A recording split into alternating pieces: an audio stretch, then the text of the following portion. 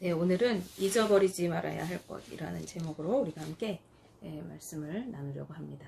오늘 본문 말씀은 선견자 하나니가 유다 왕 아사를 이제 찾아와서 아사를 향해서 책망하는 그러한 말씀을 예언하고 이로 인해서 몹시 화가 난 아사 왕이 그를 옥에 가두는가 하면은 몇몇 사람들을 학대하였다 하는 내용들이 오늘 등장하고 있습니다. 이 일의 발단은요, 아사가 왕이 된 지 36년째 되는 해에 일어나게 되어집니다. 당시 북이스라엘의 3대 왕이었던 바아사라는 왕이 있었는데, 이 이스라엘이 왕이 3대째 바뀌면서도 이스라엘 백성들이 여전히 하나님을 경배하기 위해서 유다에 속한 예루살렘 성으로 이렇게 왕래하는 것을 알게 되어집니다. 그렇게 되니까 이 현상을 막기 위해서 이제 바아사가 여로보암이 행했던 것처럼 금송아지 우상을 만들어서 백성들에게 숭배하게 하고 또 높은 성벽을 건축하였습니다. 이때 유다를 공격하고 라마를 건축하기 위해서 바아사가 이끄는 이스라엘이 이제 올라와서 유다를 공격하게 되는 일이 있었어요. 아사 왕은 이 성전과 왕궁 곳간에 있는 은금을 다 챙겨가지고 다메섹에 거주하고 있는 아람 왕 베나닷에게 사람을 보냅니다. 그래서 이제 도움을 요청하게 되어지는 거예요. 16장 3절 말씀에 내 아버지와 당신의 아버지 사이에와 같이 나와 당신 사이에 약조하자. 내가 당신에게 은금을 보내노니 와서 이스라엘 왕 바아사와 세운 약조를 깨뜨려 그가 나를 떠나게 하라 하매라고 기록하고 있습니다. 이 아사 왕의 말을 통해서 우리가 두 가지 사실을 알 수 있어요. 한 가지는 뭐냐면 그의 아버지 아사 왕의 아버지 아비야라는 왕 때에 이미 이 유다와 아몬이 동맹을 맺는 그러한 관계였다는 것입니다. 그리고 지금 현재는 이 아람 왕 베나닷이 북이스라엘의 바아사 왕과 이미 동맹 계약을 맺은 상태였다는 거죠. 그런데 이 아사 왕이 이제 은금을 가지고 아람 왕에게 이제 물량 공세를 막 펼치면서 네가 북이스라엘과 맺었던 그 언약을 깨뜨리고 나를 도와주라고 이렇게 도움을 요청하는 것입니다. 그런데 이 아사 왕의 제안을 아람 왕 베나닷이 받아들이게 되어집니다. 그래서 군대를 파견해가지고 이스라엘 성읍들을 공격하게 되어집니다. 그러자 이제 북이스라엘 왕 바아사가 이 유다에 쳐들어와서 라마를 건축하려고 했던 그 계획들을 무산시키고 이스라엘로 다시 돌아가는 일이 있어졌어요. 아사 왕은 이 유다 왕이 라마를 건축하던 그 돌들과 나무들을 가져다가 게바와 미스바라고 하는 성읍들을 이렇게 건축하게 되어집니다. 이 일을 우리 인간적인 눈으로 볼 때는 아주 잘된 일인 것 같아요. 그쵸? 공격해 오는 그리고 라마를 큰 성벽을 쌓아서 이제 유다로 왕래하는 사람들을 막으려고 하는 이 이스라엘 왕의 모든 계획들이 무너지게 되었습니다. 알고 있어요? 무너지게 되었습니다. 그리고 적군들이 물러갔어요. 거기다가 그 라마를 지려고 했던 그 재료를 가지고 오히려 유다의 견고한 성읍들을 이렇게 짓게 되어지는 거죠. 이것이 일석이조와 같은 어떤 효과를 거두었잖아요. 잘된 일이죠. 적군은 물러가고 우리는 성읍을 지었죠. 아마도 아사왕이 기분이 몹시 좋았을 것 같아요. 그런데 그때 선견자 하나니가 찾아와가지고 책망의 말들을 막 쏟아 놓았고 왕은 이내 좋았던 기분이 완전히 상하게 버리게 되었죠. 그리고 승리의 기쁨으로 들떠있던 자신의 기분을 상하게 했던 이 하나니를 옥에 가두어 버리게 되어집니다. 그런데 우리가 한 가지 기억해야 할 것이 있습니다. 그것은요, 하나니가 선견자, 즉 선지자였다는 사실입니다. 선지자는 하나님께서 명령하신 말씀을 대신 전하는 전달자 역할을 하는 사람들이죠. 그러므로 하나니가 하는 말은 사람의 말이 아니라 그것이 하나님의 말씀인 것입니다. 그러나 아사 왕은 하나님의 책망을 단지 듣기 싫은 사람의 말로 받아들였고 그를 옥에 가두게 된 것이죠. 우리가 생각할 때에 잘 되었다고 하는, 잘 되어진 일이라고, 좋은 일이라고, 나에게 좋은 일이 일어났다라고 여기는 것이 때로는 하나님께 책망받을 만한 일이 될 수 있다는 사실을 우리는 기억해야 합니다. 그렇다면 하나님을 통해서 하나님께서 어떠한 것을 책망하셨는가 우리가 생각해 볼 필요가 있겠죠. 역대하 16장 7절 중반절 말씀, 또 9절 중반절 말씀을 통해서 아사 왕이 여호와 하나님을 의지하지 않고 아람 왕을 의지하였고, 그로 인해서 아람의 군대가 아사 왕에게 이제 손에서 벗어나게 되었다라고 말씀하십니다. 그리고 하나님을 의지하는 대신 이 아람 왕을 의지한 이 아사 왕의 행위는 하나님께 그가 망령되게 행한 것이 되어서 이후로는 아사 왕에게 전쟁이 있을 것이라 라고 이렇게 말씀하세요. 망령되다라는 말을 사전으로 찾아보니까 사전적 의미가요, 늙거나 정신이 흐려서 행동이 정상을 벗어난 데가 있다라는 뜻이래요. 사람이 늙고 또 정신이 이렇게 흐려지게 되어지면은 이렇게 올바르게 행동하지 않고 그 행동에서 벗어난 행동들을 할 때가 있어요. 옛 어른들은 속된 말로 그런 행동을 보일 때, 저 사람 늙어서 노망났네, 뭐 이런 말 하기도 하잖아요. 근데 이 망령되다라고 하는 말이 그런 뜻이라고 합니다. 즉 그의 행동이 하나님께 대해서 비정상적으로 벗어나 있는 행동이었다는 것이에요. 왜냐하면 그가 본래부터 이렇게 아람 왕을 의지하고 생활했던 사람이 아니었기 때문입니다. 역대하 16장 8절에서 9장 앞절 말씀을 보시면 구스 사람과 룹 사람의 군대가 크지 아니하며 말과 병거가 심히 많지 아니하더이까. 그러나 왕이 여호와를 의지하였으므로 여호와께서 왕의 손에 넘기셨나이다. 여호와의 눈은 온 땅을 두루 감찰하사 전심으로 자기에게 향하는 자들을 위하여 능력을 베푸시나니라고 말씀하고 있습니다. 네, 전에는 그가 여호와 하나님을 의지하여서 많은 군대를 거느리고 수많은 무기를 가지고 온 구스 사람과 룹 사람에게 승리를 거두었다고 하는 것입니다. 아사 왕이 왕위에 올랐을 때에 그는 하나님께서 보시기에 선하고 또 정의를 행하는 왕이었습니다. 그는 이방 신들을 섬기던 제단과 산당들을, 그리고 우상들을 모두 없애버렸습니다.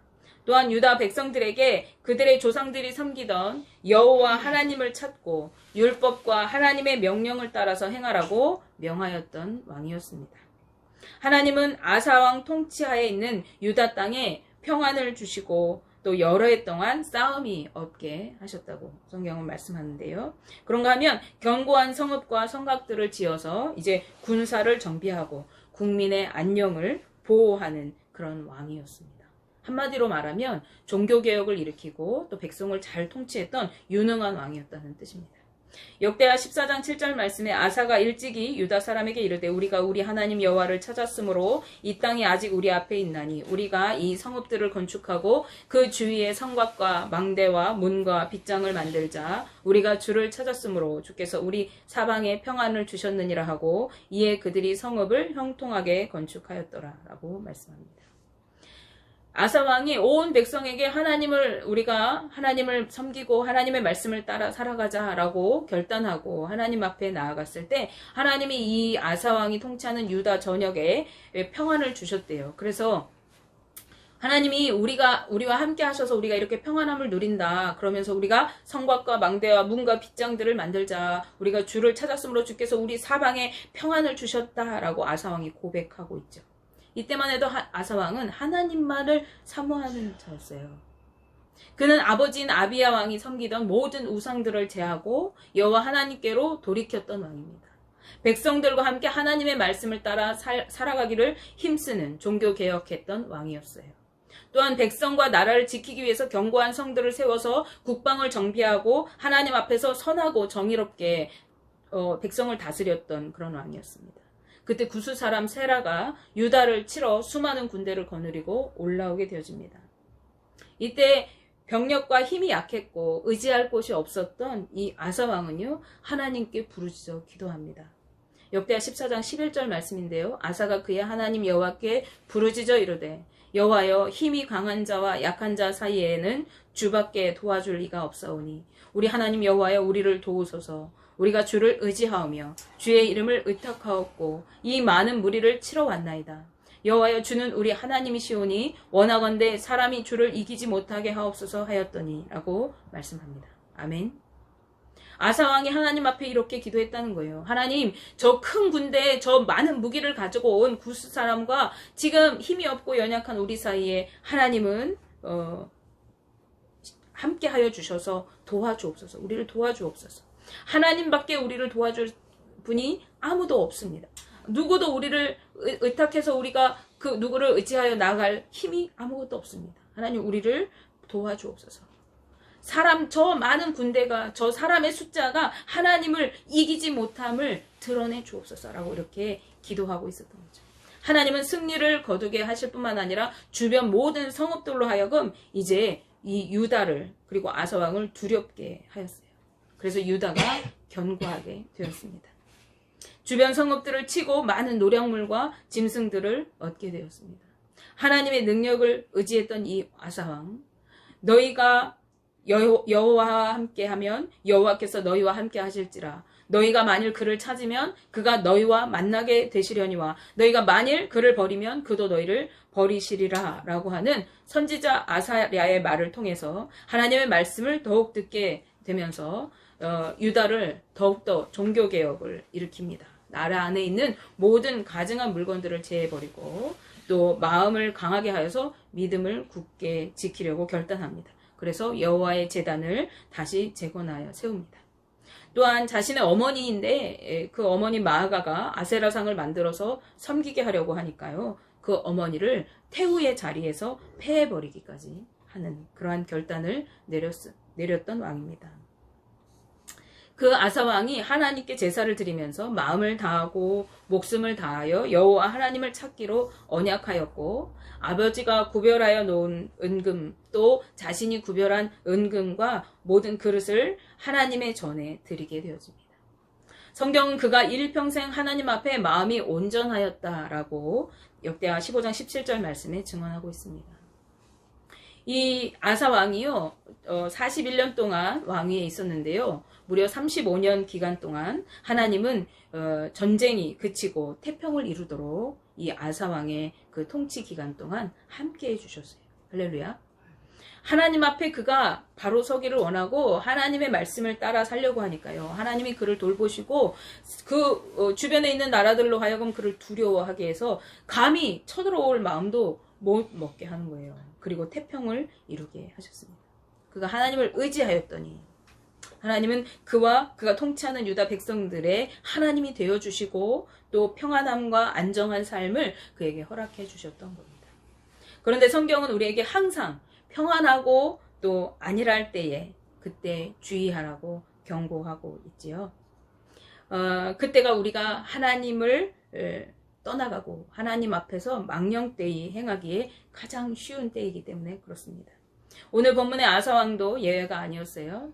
그가 의지할 힘도 군사력도 국력도 약할 그때에 주변에 의지하리가 하나도 없고 오직 하나님밖에 없을 그때에는 그는 하나님께 부르짖어 기도하면서 그분을 찾고 또 찾았습니다.